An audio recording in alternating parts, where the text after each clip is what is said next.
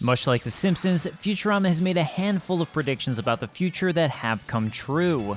And while you can say that some of it is life-imitating art or a coincidence, it's still fun to take a look at all the times that Futurama's take on the future came true. Like the technology to keep the heads and brains of various celebrities alive in a jar filled with liquid?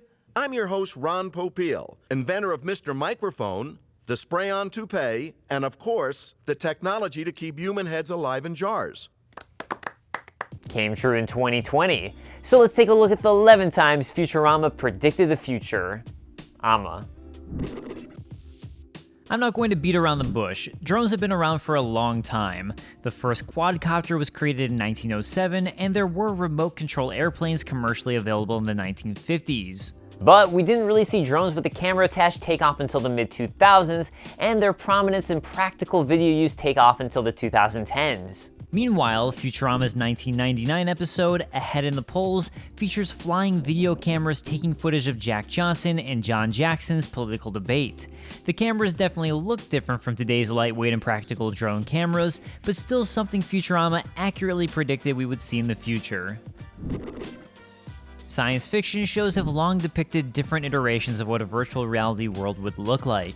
And it's something video game developers have been striving to achieve since at least the early 90s. Anybody remember the failed Nintendo Virtua Boy of 1995? What about Atari Jaguar's VR headset of 1993? Or maybe Sega VR? Perhaps Virtuality? These were certainly in the writers' minds when creating Episode 2, The Series Has Landed of Futurama. Here we see virtual reality skee-ball and, of course, virtual reality skee-ball. While technology was getting to a breaking point with VR of the past, it wasn't until 2012's Kickstarter campaign for the Oculus Rift that virtual reality truly hit its stride and became a technology of today rather than a technology of tomorrow. And virtual reality skee-ball just happens to look practically identical to the way this technology would come to pass with the head visor and individual controller. Season 2's The Lesser of Two Evils sees the crew going to old New York at Pastorama. Here they're mugged in front of a theater showing Star Wars 9 Yoda's Bar Mitzvah.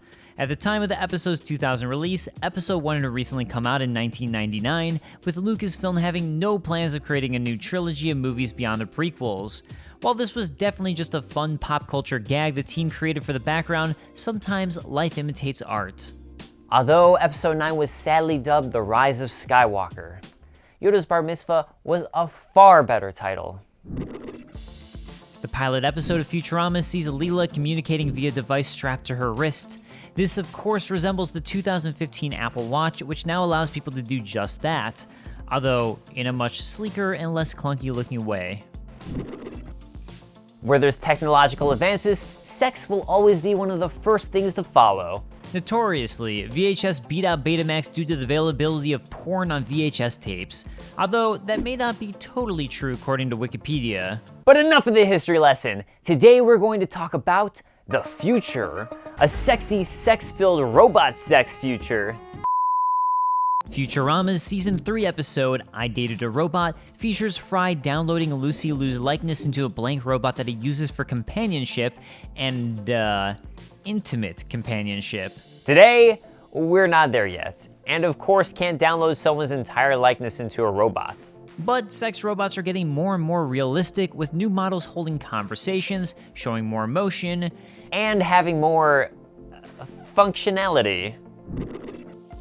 Okay, similar to the extreme intimate funtime companionship robots, this one isn't a full reality yet, but it's still worth mentioning. One thing that immediately stands out about Futurama are the pneumatic tubes present in New York, with the pilot episode even including a gag about this.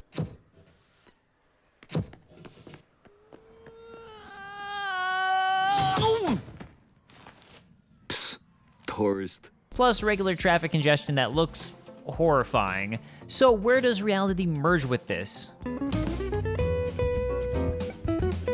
Well, Elon Musk proposed a high-speed solution for getting from LA to San Francisco, the Hyperloop.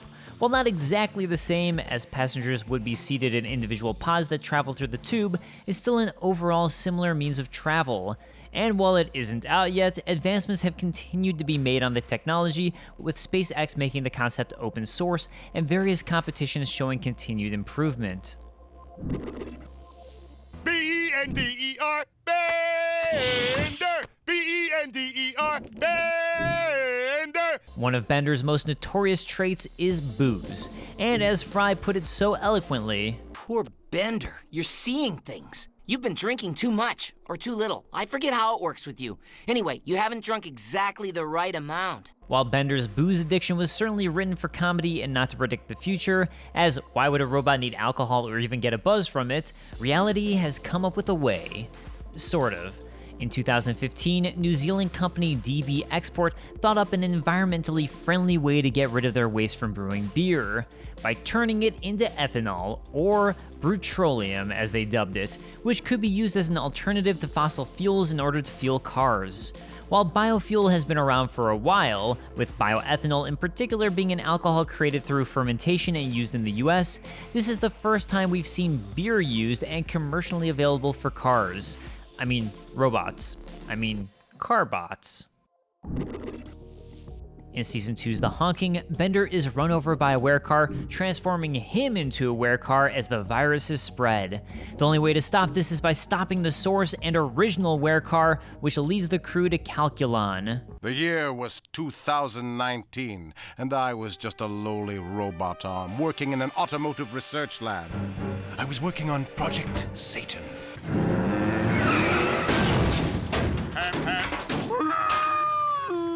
So does that mean he's been killing someone every single night since the first season and even since before then?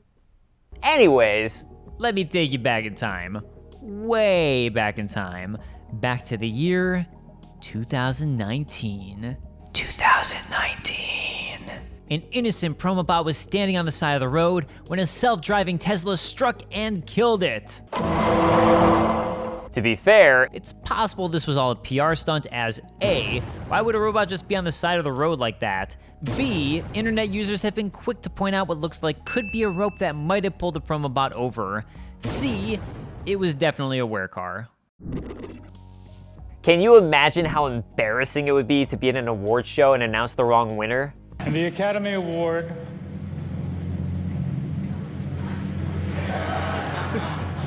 for Best Picture You're impossible. Come on. La La Land. Guys, I'm sorry. No, there's a mistake. Moonlight, you guys won Best Picture. Moonlight, Best Picture. Well, Futurama predicted exactly that this would happen, but with the Miss Universe pageant. In The Lesser of Two Evils, Zap Brannigan is announcing the winner of the pageant when he notices Leela and accidentally announces her as the winner. And the winner is... Degrading, dehumanizing. Leela? Wait, you're making a... Ooh, look at that. Wait, what are you people, idiots? I'm still going mano a mano with this envelope. Miss Vega 4. Oh right, it actually happened at the Miss Universe pageant as well, just like in Futurama in 2015.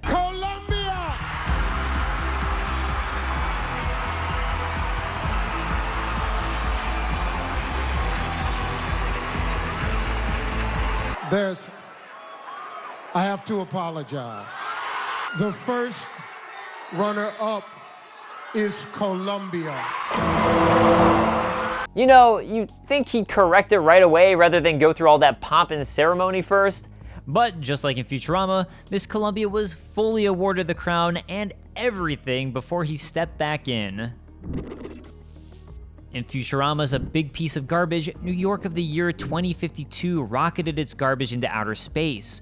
While they figured it might come back someday, they left tomorrow's problems to tomorrow's New York, which just happens to be New York of 3000.